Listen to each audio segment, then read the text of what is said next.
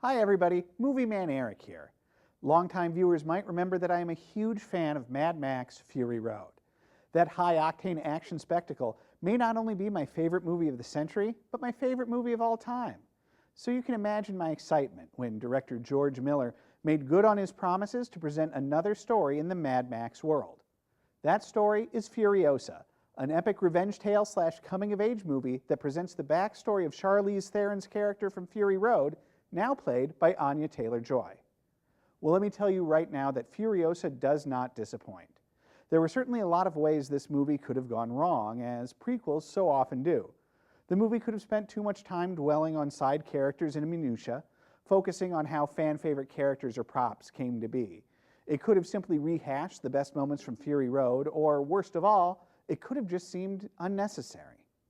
George Miller and his team, though, avoid all of those pitfalls, creating a movie that not only stands toe-to-toe with Fury Road, but which seems essential and vital. One thing I will warn you, and this is a positive, Furiosa is not Fury Road. While Fury Road is all lean and mean action spectacle, Furiosa is epic storytelling in the finest tradition, a sort of Distaff Lawrence of Arabia of the wasteland.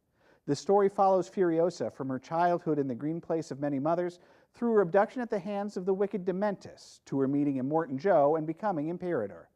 Along the way, she witnesses stomach-churning horrors and becomes a battle-hardened warrior.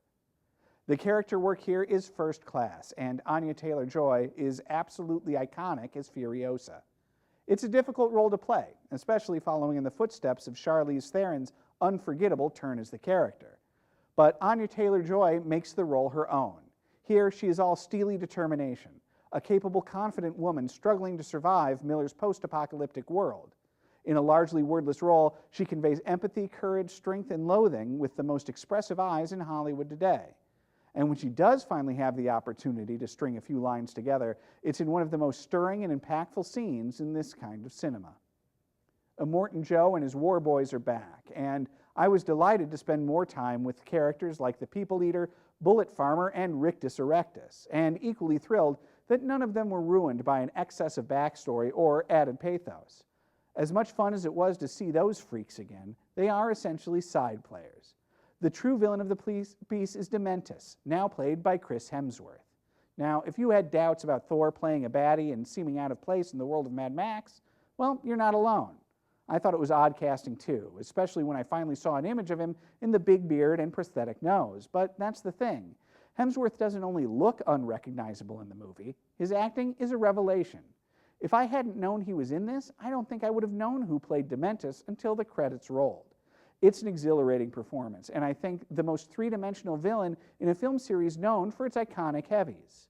Hemsworth's Dementis is at terms cruel and cowardly, wicked, egotistical, menacing, and ineffectual, and in the best scenes in the movie, completely detached. He's an embodiment of male greed and ambition, all desire with no idea of what to do with a thing once he gets it. Of course, there's plenty of action too, including a set-piece pursuit across the desert stands on one of the franchise's unforgettable war rigs, a shining chrome tanker truck outfitted with soldiers and weapons. The scene is nearly 15 minutes of motor-revving acrobatic action, accompanied by men on a series of improvised flying machines that need to be seen to be believed. Furiosa was directed by George Miller, the writer-director of every Mad Max movie, not to mention a handful of other undeniable classics that range from the fantasy romance of 3,000 Years of Longing to the adorable pig movie, Babe, Pig in the City. That he's capable of continuing to craft such exceptional films so late in his career is an absolute testament to his mastery of the craft, especially when the powers of so many other great genre filmmakers seem to fade with age. But George Miller just turned 79, and he's still making outrageous oddball films that simply couldn't come from anyone else. Much of Furiosa is slow-burn, merciless tension, punctuated by moments of terror. It's a supremely confident and vital work, and will no doubt stand as not only one of the finest films of the year, but likely of the decade. It ranks right up there with Fury Road as a unique and unforgettable spectacle that you'll have to experience for yourself. 5 stars.